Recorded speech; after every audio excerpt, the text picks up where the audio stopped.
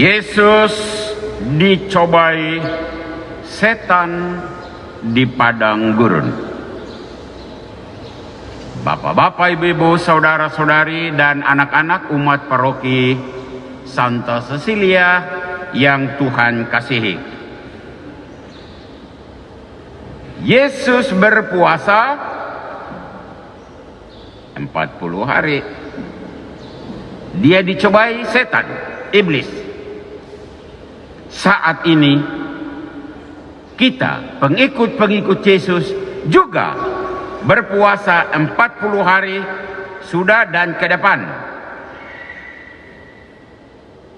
Apakah kita juga dicobai iblis?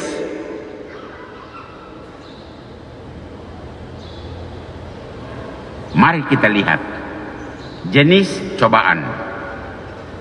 Godaan yang pertama menyangkut soal makan minum, menyangkut soal perut. Orang berpuasa itu kan lapar. Ini timing yang tepat, setan masuk. Yesus, kau puasa kah? Pasti lapar lah. Iya toh?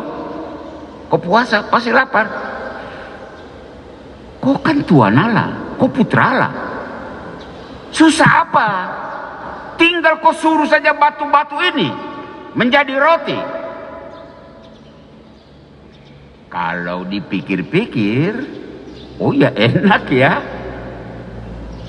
Selain rasa lapar itu hilang, juga orang akan terkagum-kagum. Astaga, begini banyak roti. Kalau kita jadi pengikut Yesus, tinggal panggil Yesus, dan batu-batu yang kita kumpul semua jadi roti, dan kita punya kios roti, kita punya toko roti.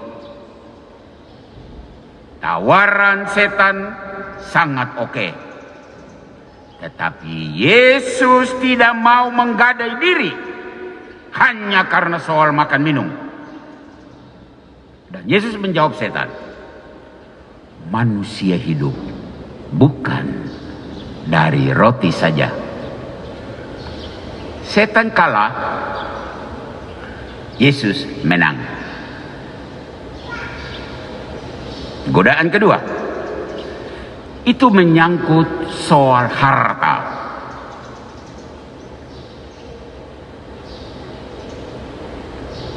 Setan yang kalah itu membawa Yesus ke tempat yang tinggi. Dan di tempat yang tinggi dia memperlihatkan kemegahan duniawi. Yesus, katanya kau mau bangun kerajaan, menghidupkan lagi kerajaan Daud. Kau mau bangun kekuasaan toh? Kerajaan itu kan butuh wilayah. Ini wilayahku. Yesus, aku serahkan seluruh wilayah ini kepadamu. Dengan catatan, kau berlutut. Berlutut dan menyembah saya. Ayo. Tidak ada orang yang lihat. Hanya kita dua saja. Yuk. Ayo cepat. Yesus tidak mau jual diri. Dan ia hanya menjawab kepada setan. Ada tertulis, engkau harus menyembah Tuhan Allahmu. Yesus menang, setan kalah lagi. Setan yang kalah itu masuk di godaan yang ketiga. Itu godaan menyangkut gengsi. Dia membawa Yesus ke Yerusalem dan di bubungan bait Allah. Pasti di pelataran bait Allah ada banyak orang berkumpul. Ini momen untuk menunjukkan gengsi. Yesus, silahkan kau jatuhkan dirimu. Ayo. Banyak orang akan terheran-heran. Siapa yang melayang-melayang itu? Terus sampai kaki terantuk ke tanah dan tidak kena batu. Tidak apa-apa. Ayo. Ini saatnya. Kalau dipikir-pikir memang ini kampanye gratis. Pasti orang akan berbondong-bondong datang. Ini dia pimpinan kita, lihat dengan tindakan akrobatik. Terjadilah sesuatu yang luar biasa. Tapi lagi-lagi Yesus tidak mau jual murah harga dirinya. Dan Yesus menjawab setan, jangan engkau mencobai Tuhan Allahmu. Setan gagal lagi. Yesus menang. Injil Lukas bab 4 ayat 13 berkata, setan mundur. Artinya karena dia kalah toh. Tapi jangan lupa kalimat berikutnya. Setan mundur dan menunggu waktu yang tepat. Kapan waktu yang tepat itu? Itulah waktu kita saat ini. Waktu pengikut-pengikut Yesus menjalani kehidupan di dunia ini. Bapak-bapak, ibu-ibu, saudara-saudari, dan anak-anak umat paroki Santa Cecilia yang Tuhan kasihi, tema APP Keuskupan Timika, berjalan bersama Yesus menuju hidup baru. Dan minggu ini renungan sekitar bersama Yesus menghadapi tantangan. Bersama Yesus kita menghadapi godaan. Setan menunggu waktu yang tepat dan inilah saatnya. Dan sekarang setan mau menguji apakah pengikut-pengikutnya sama hebat, sama kuat seperti Yesus, guru dan Tuhannya. Kita masuk godaan yang pertama. Coba Anda amati fenomena jual beli tanah di Timika. Rata-rata tangan pertama sudah hampir tidak ada. Artinya orang asli Papua, khususnya Amuma dan Komoro, mereka sudah serahkan jual tanah itu kepada tangan yang kedua. Dan tangan kedua itu adalah pendatang.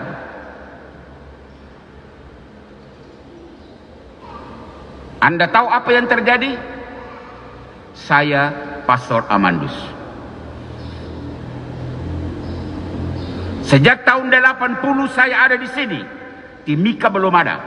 Kota Timika ini belum ada. Pusatnya Kokonau dan sedikit Mapurujaya. Tanah ini tanah Kaboro. Dan apa yang terjadi? Tanah dijual. Dijual dengan begitu murah. Dan banyak orang berlomba-lomba untuk membelinya. Kemudian dari tangan yang kedua dijual lagi, dibikin kapling-kapling. Pemilik tanah dia dapat uang. Apa yang terjadi? Saya bertemu umat saya, paroki katedral. Dia jual tanah yang luas. Dari miliaran itu dia pergi tinggal di Jawa. Bukan berhari-hari, tahunan. Dan sesudah tahunan itu uang habis, dia pulang. Apa yang terjadi? Tanah sudah tidak ada. Tanah yang tadinya dia punya, yang sudah menjadi pemilik orang pendatang. Pendatang itu pintar. Dia sudah bangun rumah-rumah sewa, rumah kos. Dan apa yang terjadi? Pemilik tanah itu sekarang dia sewa rumah kos. Maka dia berubah. Tuan tanah menjadi orang asing. Uang ada di mana? Perut. Urusan perut. makan minum. Yesus sedih. Dan kalau Bapak Uskup dia masih hidup, Uskup ikut menangis karena dia selalu berteriak, jangan jual tanah. Tanah itu mama dalam filosofi orang Papua. Tetapi mama dijual untuk dapat makanan dan berfoya-foya. Di sini setan menang, Yesus kalah. Godaan yang kedua itu menyangkut masalah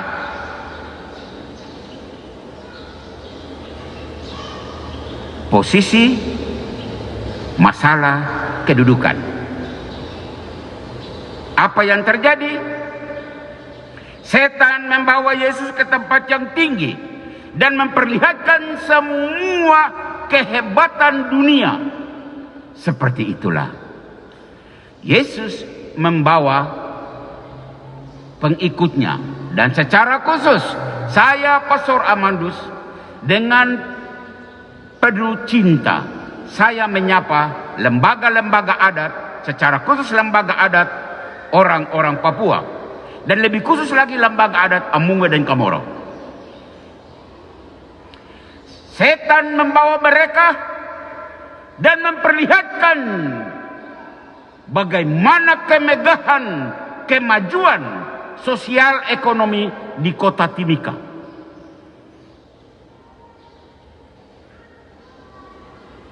Lembaga adat melihat luar biasanya perkembangan hidup sosial ekonomi kota Timika. Maka apa yang terjadi? Lembaga adat yang fungsinya harus mengatur adat, mengatur aturan menyangkut tanah, mengatur tentang kehidupan masyarakat adatnya, itu tidak dilakukan.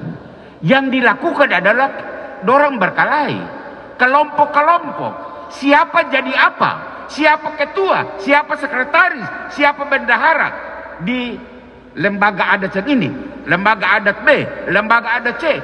Bayangkan satu suku bisa ada 2 lembaga adat. Tidak ada yang berani omong ini. Saya pastormu dengan penuh kasih menyampaikan ini. Engkau sibuk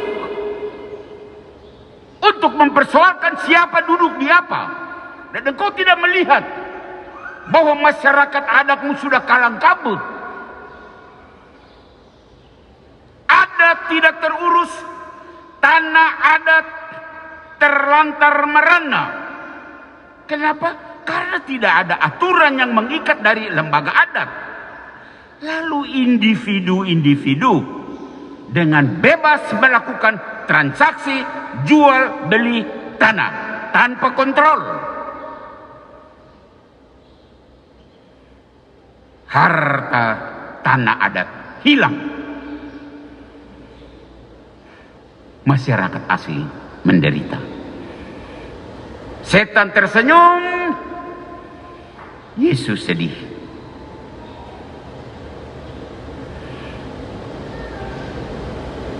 Godaan ketiga, soal gengsi.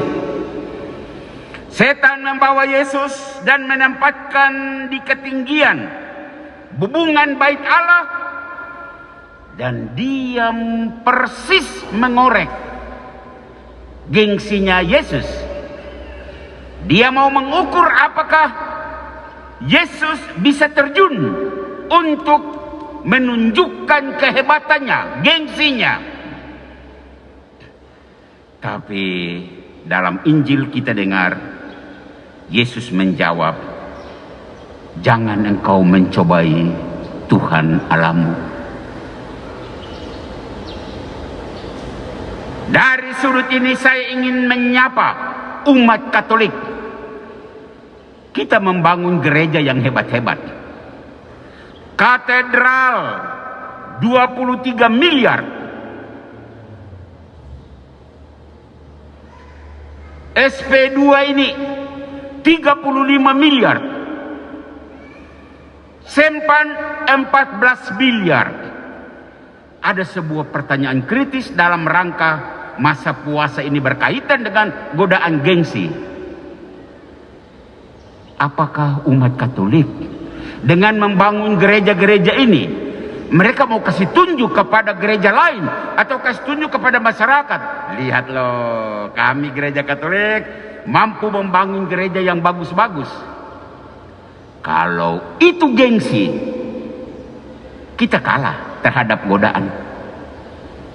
Tapi percayalah, saya pastor yang terlibat 100% pembangunan gereja katedral dan gereja Santa Cecilia. Sedikit pun kita tidak gengsi. Kita hanya menyiapkan rumah yang layak untuk masyarakat yang bertahun-tahun sakit hati karena mereka adalah penduduk asli sini, tapi tidak punya tempat yang layak. Apakah itu gengsi? Tidak. Hari-hari ini, kalau Anda melihat di media sosial, diangkat lagi media online berita tentang pembangunan sebuah tempat ibadat 250 miliar di kabupaten ini. Dan ternyata tempat ibadah itu sebuah gereja. Seharusnya kan kita bangga. Wow, kita punya gereja 250 miliar. Tetapi muncul pertanyaan seperti tadi, pertanyaan kepada orang katedral, SP2 dan Sempan. Untuk apa 250 miliar hanya untuk satu gereja di daerah terpencil pula? Gereja sebesar itu siapa yang pakai kah? Berapa jumlah jemaat pengguna bangunan itu? Pertanyaan yang sama untuk umat katedral Cecilia dan Sempan.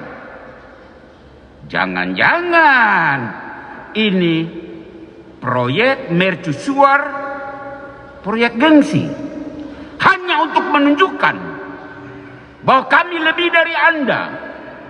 Kami mampu membangun sebuah tempat ibadah